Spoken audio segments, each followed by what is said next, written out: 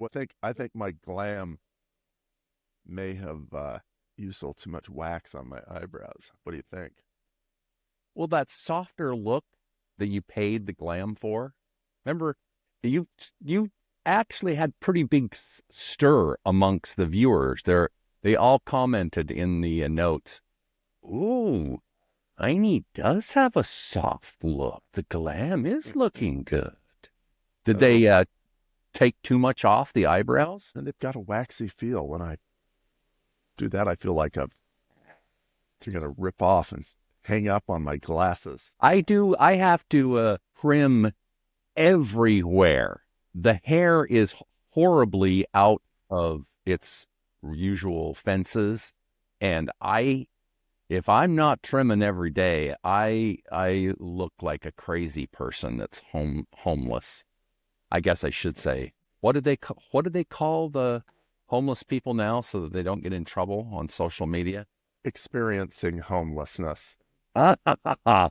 Well, I don't want to look like I'm experiencing homelessness quite so much, so I have to trim my eyebrows. My eyebrows will grow out here, so yeah, pretty pretty disgusting. I don't care for fields of wheat growing out I, of my ears and eyebrows. Uh, I think I was replacing the spring shackles on my trailer, gotta get and now shackles. Yeah. they were toast. Actually, the spring was just hanging there. You're driving down Parley's Canyon on I-80 towing, and all of a sudden, podonk, you feel something like, I wonder what that was. Doesn't sound And then good. a couple of weeks later, you look and the suspension has fallen off of your trailer. Everything So, weighs. Got your another, shackles. Got new shackles. another, I am shackled to my equipment. That's what it is. Did And you and what? And you bloodied your hand. now, if a dog so much as sneezes near me, blood gushes out of my body. Yeah. Yeah. My skin is paper thin. I wear a lot of gloves, trying not to get too hacked up, and yet nonetheless it does. And In uh, auto mechanics, that's why I wore Playtex living gloves. I know you remember. I had to worry about my hands. No, I did not like dirty hands, and I was a baby. Johnny, And those hands ought to be on a Zales commercial. they're so soft and supple. I think of them as puffy and pudgy. Uh, I wanna go buy some ivory snow right now, or just have I Madge poke your hand back in and say, "You're You're soaking in soaking it. in it. Oh, you're soaking in it. You're We soaking in it." John Copier, our auto mechanics teacher at Skyline High School, did not appreciate my brand of humor. It is early. You always worry about doing eye candy early. So there is a movie on Apple TV Plus called Disclaimer, and a book gets written called A Perfect Stranger, and the lady that's the character in the book, everywhere she goes, people tell her how horrible the person is in the book. Oh, this is the worst person that ever lived, and it's her. So it just kills her because she finds out she's really a dick. And that's what I think. Now I look back on my life, and I thought all along, I I have just been fine. Nothing wrong with Johnny. I really look back and I think, I think I'm a Duschenheimer. I I think I've disregarded everything. So if there's a book Johnny, called you were doing it for your fans Oh, and me as the viewing audience, and I loved every second of it. it was a show I just did. It was like what was that one with when they he was in a show and he didn't know the with Jim Carrey the who was that? So it was his whole life was a show. It was a show, and there were actors. Laura Linney was in it. That was me, and I didn't know it. I was just performing. I was on a podcast my entire life, and it was an audience of one. It was Heine. Well, at And least and if there is anyone standing out in the crowd near the red carpet, standing up and giving you a standing ovation. It's me, buddy. Heine. We all need a Heine in our lives. We do the pod once a week, and of course, I need more Heine. That's not enough for me. I need more Heine. Well, that's good. So if they write a book called The Perfect Johnny, you at least will back me that I'm not as big a you know what as I think. Anyway. I was, in those days I was always attracted to class clowns, and I would have been in too much trouble if I was accused of doing the stuff you were doing. But I was more than happy to cheer you on to victory. Mom and Dad, your mom and dad would not have appreciated you coming home and getting the bad grade or bad report about behavior. Huh? And anytime I got thrown out of class, it was always like, me? I didn't do anything. I'm the fun one. I used to sit behind Rhonda Ballard in high school in some dopey class, and we would talk her up a lot. Yeah. And I got booted for that. They finally said that's enough. My mommy in to get me back into Coach's class. It's one of those what was taught by Coach. Oh, the coach. How you doing, Coach? I was in those classes too. Who knows? We may have been in the class together, and it was the coaches always did like driver's ed, and then they did like a, I don't know, sociology class or something. How big of a departure do you want to take on this right turn? We want to. It's Christmas time. Okay. Well, this is not that Christmassy. No, that's why that's why it's death and destruction for us every week. So about, I don't know, it was a while. It was maybe last summer. So I'm walking down Neff's Canyon, and I've got the hounds with me, and they're doing what they do. And they're up on the side hill picking daisies. Is this blonde gal and her daughter, I guess. We get closer and closer, and man, I look up and I go, is that Lisa Gibbs? Do you remember Lisa Gibbs or Lisa Gibb? Yes, I'm going to say that on the pod because I don't want to seem like a Duschenheimer. Okay, well, I remember her. She looks kind of like a better looking Meryl Streep type. That's kind of her vibe. And so we kind of bump into her. I control the dogs, and it's like, Lisa Gibbs? And she goes, yeah. And then I said, oh, I went to school with you back in the day. In fact, do you remember the junior high stomp? Do you remember going to those junior high stomps, Johnny? I do. And so it was the end of the year stomp, and the band was Roadwork. Do you remember Roadwork? No. They actually went out and stole road signs off the street and painted them black and painted their sign on it and Roadwork. And as long as the batteries lasted, they still had the flashing. And so they are playing, and I remember their lead guitarist used to hang out at the guitar shop in Cottonwood Mall. So I'd go talk to him like it's like encountering somebody famous. Yeah. So they're playing Kiss's All I Want to Do Is Rock and Roll All Night song. And I'm out there doing my best Marsha Brady with Lisa Gibbs, struggling not to fart.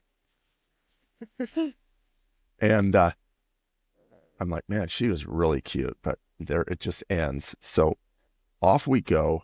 And then we're in health class as a senior year. And she has oddly taken this turn into like kind of dressing like Peppermint Patty, a Hawaiian shirt, thongs, shorts, no matter how cold it is outside. And she cut her hair. It's like, oh man, I can't get behind this look. Peppermint Patty, yeah, sure. Marcy.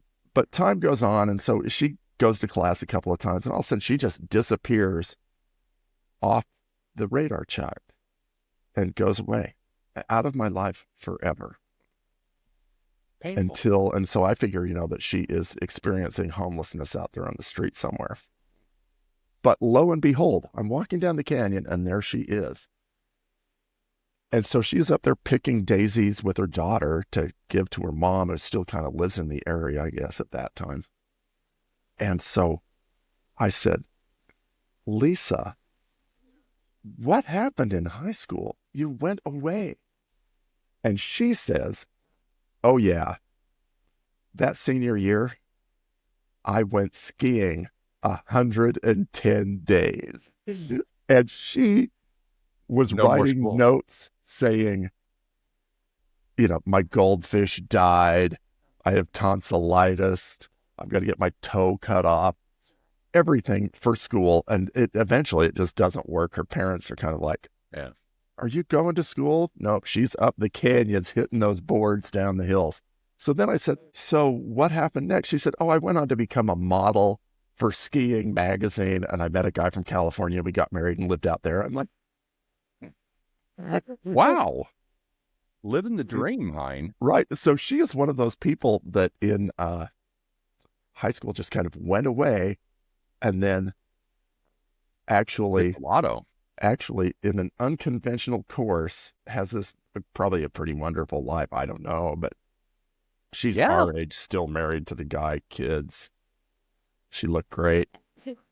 And Marcy's not following around, and she's not bossing Marcy around. Somehow she retrieved it all. Man, she must have looked in the mirror one day and said, I got to grow my hair out. Yeah. So one thing that's all I have to say about that. I love it. People with left turns. I did not do any left turns. Mine was completely conventional, much like yours. So one thing that the commenters have noticed is we talk about stuff from Charlie Brown and Peanuts a lot. Like most of our experiences relate somehow back to Peanuts, but people love Peanuts. Everybody loves Charlie Brown. So next week, listeners, we dive into who was Pigpen. Yes. Who was the Pigpen in our life? It was probably me. One thing I noticed, Henry, have you ever noticed this? Speaking of Pigpen, do some activities, not necessarily exercise or working out, make you stink bad? Well, I never notice it. I usually hit the showers when, the flies start showing up around me. Yeah. The weirdest thing, the excitement of being on the pod, I reek like I'm experiencing homelessness. So I want you to know, don't do a pod if you want to smell fresh and delightful every day, because it just gets the anxiety or something. The chemicals just start leaching out. I smell like someone used garlic and onion to baste me for a marinated, delicious turkey dinner. And that's weird, because it doesn't happen any other time. I'm like, whoa, geez, is there a dead body here? What are you going to do? Get old, hairy, and stinky. Smell like an old onion patch. That's why we kind of keep a can of Lysol in the bathroom. You could just, do I smell Glade? Hey, it smells like lilacs in here. Wow, do I smell like lilacs? Ooh, nice. Lilacs and something. And spring fresh cotton. That's everybody's favorite smell. I see that all the time. Spring fresh cotton. Who likes what? Spring fresh cotton? Why does that smell good? I wouldn't be good at P&G or at Glade at all, because I would want stuff like gun oil. I usually lather up with a little Castrol R, which is very hard to find. Here's a good one, Johnny. We were at my sister-in-law's house, and they're going through her grandfather's stuff, who was a barber. And we open up the trunk, and like a beam of light shining down on a still half-used bottle of Burma Shave. And I pick that up and open it up and slap it on. You do the Home Alone. It is like drinking a bottle of wine from the 1940s. Yeah. Vintage. You know what Burma shave is. Yeah, it's the They stuff have the signs for Bugs Bunny yeah. where they were out of business before we were born, I think. I Yeah, but think uh, so that was your first I experience think was the just people from High Karate had run them right out of business. do you remember High Karate? High Karate. Yeah, the commercials, Billie Jean King and the guy, and he became famous because he was, Bobby Riggs. yeah, Was he he on was on High the Karate? commercial. He was I on the think it was you were commercials. just needed to know karate to fight off all the babes. The honeys. My mom, my mom loved Avon products, so by the time I was in high school, I had a hand that held cologne or aftershave. I had a post box, mail truck. I had really unusual Avon bottles for cologne. Do you still have your Triumph TR3 Avon bottle? How I, about your Jaguar E-Type I think it was the Avon E-type. bottle? I had the E-type one, but no, I don't ever save anything that's valuable. I Oh, save stuff I don't like think it's milkshake valuable. cups. Yeah. Well, somebody probably likes that stuff, right? You might get like $350 on eBay for it. Yeah. And it costs $7 to ship it. So, I know what at Skip Barber, I probably oh, can't even talk about racing accidents. There was a guy who bounced off the inside curb going into the carousel at Road America, and it was on the pace lap. And he flew off to the outside, and at that time, the outside of the tire wall, the outside was lined with tires, and they'd backfilled in with dirt from the washing down. And this was my second week there, and I was all psyched. I'm going to be a Formula One driver someday, and blah, blah, blah. This kid goes in there and shortens the car up 18 inches in his legs. His legs are like J's. He's looking at the soles of his feet. And we get to run down there and, ooh, your legs. They're a candy cane. I'm always feathering the throttle when I go through that corner now. And it's like, It really is bad. Stuff really happens when they, you crash. oh yeah. Oh yeah. And they, a couple of the guys, they're standing there with hot hacksaws. He wants to get out of the car. He's not getting out of the car because his legs are severely broken. They're up in his cheeks. They said, Henry, you man the radio over at the ambulance and listen, we're going to send a helicopter up from Milwaukee, which takes 40 minutes to hype on up there. And $38,000. That's the least of it. In those days, this was dang near 40 years ago. Better pricing. But yeah, so the helicopter pops up, lands on the track. They morphined him up to where his dad's, because he was still hurting. They flew him out of there, cut the car apart. Vivid. The Skip Barber Racing School would not want anybody to know that kind of stuff happens every once in a while. And it was, it was, the driver did it somehow. And it was, it wasn't the, battle for the lead. It was, you're on the pace lap. You should just be bopping around, warming up the tires, making everything's good and point. But, fast machines. But that was a good accident. So that's perfect for our blood and guts. Yeah. Well, we have those every week. I mean, we have them. Because after all, this is a dude show. How about you, Johnny? What's your worst accident that you've... I've never really had a lot of accidents, to be honest. It was always, goofy sports related, breaking a tooth or, breaking a finger. So I got a super fat finger that's chunkier than everything else. And it healed incorrectly. My mom took me to a chiropractor, and he's like grinding it thing. And of course, so it stuck out like for 2 years. And then my brother said, I don't think you're ever going to be able to use that finger unless you really get it looked at. So we went to Grant's a hand specialist that we've talked about. Crazy Grant with the ambulance in his yard. Well, he pinned it up and did it right. So now I can pick my nose and take cocaine from my pinky the right way. So hold your coffee cup. hold my coffee cup in an appropriate way. Have you ever done this where you get out of the shower, you go to dry off, and you have left either the soap or the conditioner and have failed to rinse, so you're just like through the soap, and you're like, what the? I can't even remember when I've washed and rinsed. Has that happened to the Heine man? No, I'm pretty much on my game when I'm in there taking care of business. Not me. That is a monthly thing. So you know that near the end of our run in 2045, you will see me constantly dripping with soap and conditioner on the pod where I have not rinsed because I'm constantly forgetting. And it's 2 seconds, but my brain just does this. Yeah. I have to turn the shower on again and then go in and rinse off. That's how my brain is dripping out of my ear. That's how bad I have become. Creeps up on us. Yeah, and it has.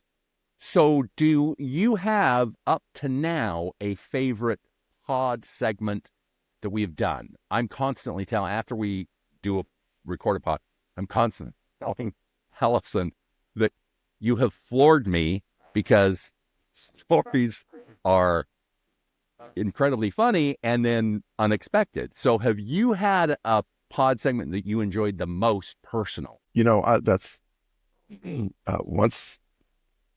once we're done with this, Nothing. Don't remember. That's what Chris says.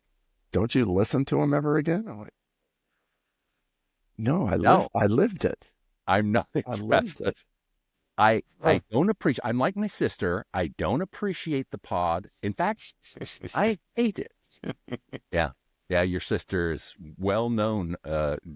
Dislikes both of our humor, obviously. I will tell you what. What about you? What? I do every week. Your stories. Every segment where you talk, I love that. I talk all the time, Johnny. I do appreciate insanely funny segments. My favorite, and the public agrees, is when you talked about the Snoopy lunchbox and the thermos getting beat up by the bullies. Everybody loved that. Just so you know, the number 2 segment in popularity is you talking about the Snoopy lunchbox and the bullies beating the crap out of you. The number 1 segment, and I mean by far, 3,000 views, is us making fun of Keith Richards because we never imagined he'd be able to remember enough for a book. I mean, everybody watches that. Like, it's the most popular of any of them, and people, of course, we all kind of think of, I mean, Mick Jagger's Kids with Jerry Hall. They said, they've asked them casually, did you ever have, you were in the sex, drugs, and rock and roll family. Did you ever have a problem with drugs? And they said, oh, no, we never touched drugs because Uncle Keith was on our sofa our entire life, sleeping his life away from the effects of drugs. So they never touched drugs. So that's the image. And we're not the only ones, right?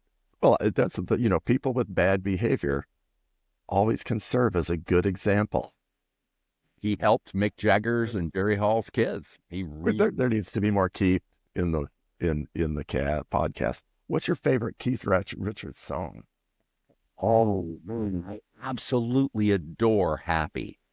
Happy is such a killer song. He did it with the Expensive Winos. He does a live version from the Hollywood Palladium, and it is 10 minutes long, and I soak it in. From the Expensive Winos, because he also did that whole New Barbarians thing back in the late 70s. Yeah. He is another person who my sister thinks should never sing on the Stones albums at all. Those are my 2 favorite songs. His 2 songs. Happy, and he does a lot. Oh man. Before They Make Me Run. Oh my gosh. I have a playlist of just Keith's songs because I do love them. I really love them from the solo albums as well. I think he's absolutely I think he's fantastic, honey. I think he's a super fun Well, dude. you're preaching to the choir on that one, you know. Yeah, Keith is awesome. Well, Gee, everybody, we're not the only ones. That's the most popular parts of our podcast is Keith. So I think my album that I mean, it's hard to say you have a fave album of the Stones, but one I has a couple of tracks on it that I really dig is Goat's Head Soup, that and that I like Exile, Winter, and I like Coming Down Again. excellent choices. Oh yeah, Love them. I mean, yeah. They're fantastic. Yeah, I am thinking that we have a nemesis, and I believe it's your sister. She doesn't She's like not our a pod. nemesis. She's mine.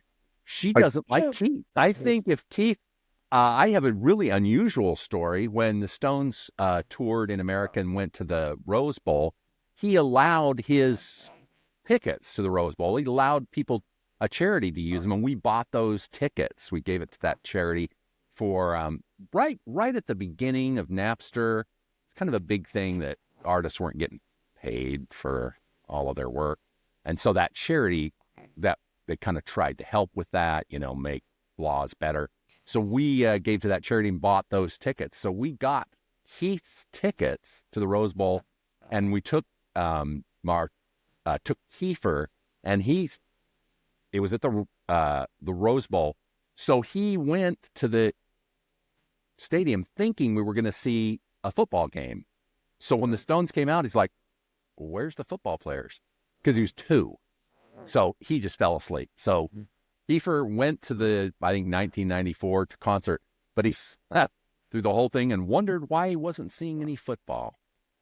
Is that now? That's that person who looks a little bit like JD. A tiny bit has popped up on the show, and I will tell you, people do agree with you. He does look a little bit. So he's going to be. We got 4 full years of trying to get more views. Yeah, it's like 700 views of Kiefer, and we are having a ball because talk about the weirdest, funniest coincidence ever. You and I start a podcast, and then like the second most famous vice president ever, well, Spiro Agnew, ends up in my family. So anyway, anything that you're looking forward to Christmas-wise? Well, Johnny, funny you mentioned that. I did get the chance to sit down and watch on the Hallmark Channel. Oh, it is a film called Sugar Plum Twist, and it stars Jamie Gray Hyder. Have you seen her work? I'm sure I have, but I cannot recall it now. Tell me a little bit about the Sugar Plum action. Well, I think she is in the team trying to put together the Nutcracker again. And, of course, there's a producer who's Hitler who doesn't want to let these girls be in the Nutcracker. And it's all got to work out. And then there's, the lighting man who she bumps into during the holiday baking, and they break a snow globe. Is he kind of hunky? John, oh, look at that crap. So we're watching the show as we do, because this is just a sacrifice to my wife to let so that we sit and watch that. And this one's like pretty good because she's one of the leads and she's pretty good looking, and so Chris will mention, oh, she is not a real ballet dancer because she can't hold a passe. Is that a And donut? I'm like, I hadn't noticed that, because I thought she was not a ballet dancer because she's a little top heavy. Ballet dancers normally look like 12-year-old boys. And then I thought maybe that is what could be bringing audiences back to the ballet, would be if they had, little hotter women in there. I am, me personally, out there as the only guy in the audience who still holds a deer license. Uh, I'm not looking for how long they can hold a passe or if their hand is in the right Or a position. croissant. It's like, is that girl looking dynamite or not? And then, the ballet people are like, well, we need to expand our audience and go into Jekyll and Hyde so that we bring the old movies in, and then maybe people will come to the ballet for that. But then they insert, a huge section of homoeroticism. That's up our alley. Right, We which need I think giblets and gravy. is, the ballet has captured the gay market. They don't need to make it any gayer. The quote of the pod: they don't need to make it gayer. They need to throw something in for us straight guys. And but if you're listening out there, Ballet West artistic director, boom, there's a little something you want to float out there in the suggestion box. Hein would So watch that it. is a sugar plum twist on Nice. Hallmark. I am not gonna spoil how this one ends. You didn't. What you're saying is AI wouldn't have a problem replicating that plot line at all. It's don't spoil it. The twists and turns, Johnny. You'll be on the edge of your seat for the whole show. It'll knock your socks off. I stayed up for the entire program, which is I did not stay up for the whole Nutcracker program. So if you've got to make a ballet concession this year, Sugar Plum Twist. Sugar Plum Twist. How about you, Johnny? What have you been watching? I am, only disclaimer, fantastic. Cate Blanchett, really good. Got to watch that. But I want to hear how the Jekyll and Hyde ballet did go. You fell asleep in it for Halloween?